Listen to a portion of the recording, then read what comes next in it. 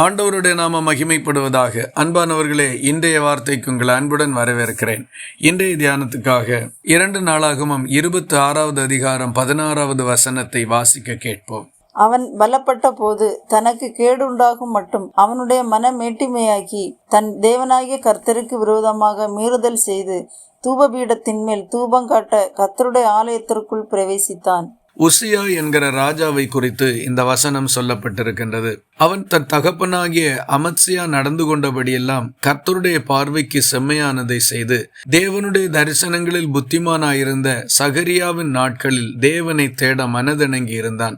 ஆகவே தேவன் அவனுடைய காரியங்கள் எல்லாவற்றையும் வாய்க்கச் செய்தார். அதனால் உசியா எருசலேமிலே மிகவும் பலத்தவனும் மேன்மையுள்ளவனாகவும் மாறினான். அவன் அலங்கத்தையும் வாசல்களையும் கோடிகளையும் கோபுரங்களையும் எல்லாவற்றையும் கட்டி பலப்படுத்தி கொண்டான். அப்படியே அவன் கீர்த்தி வெகு தூரம் பரம்பினது.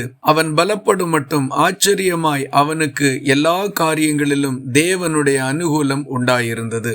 இப்படி அவன் பலப்பட்ட போது தனக்கு கேடு உண்டாகும் மட்டும் அவனுடைய மனம் மேட்டிமையானது. அன்பானவர்களே, இந்த ராஜாவுக்கு எல்லா காரியங்களிலும் அனுகூலம் உண்டாயிருந்தது. தேவன் அவருக்கு துணை நின்றார். அவன் செய்வதெல்லாம் வாய்த்தது. ஆகவே தானாக அவனுடைய மனதில் ஒரு பெருமை உண்டானது. அந்த பெருமைதான் அவனுடைய வீழ்ச்சிக்கும் அழிவுக்கும் காரணமாக மாறினது. நாம் பெற்றுக்கொள்ளுகின்ற வெற்றிகளும் அனுகூலங்களும் ஆசீர்வாத நன்மைகளும் திறமைகளும் சாதுரியங்களும் எல்லாம் தேவனால் நமக்கு கொடுக்கப்பட்டது என்றும் நாம் இதற்கு பாத்திரவான்கள் அல்ல, கர்த்தர் அதை நமக்கு கொடுத்ததினால் நமக்கு கிடைத்தது என்றும், நம்முடைய முயற்சியினால் அல்ல, தேவன் நமக்கு சகாயம் பண்ணினபடியால் இவையெல்லாம் நடந்தது என்றும் மனத்தாழ்மையோடு நடந்து கொள்ளுவோமானால் அதுதான் கர்த்தருக்கு பிரியமாயிருக்கும்.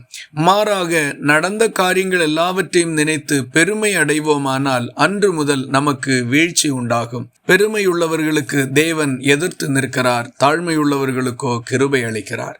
இந்த வார்த்தைகள் இந்த நாள் முழுவதும் உங்களுக்கு ஒரு ஆசீர்வாதமாய் இருப்பதாக. ஜெபிக்கலாமா?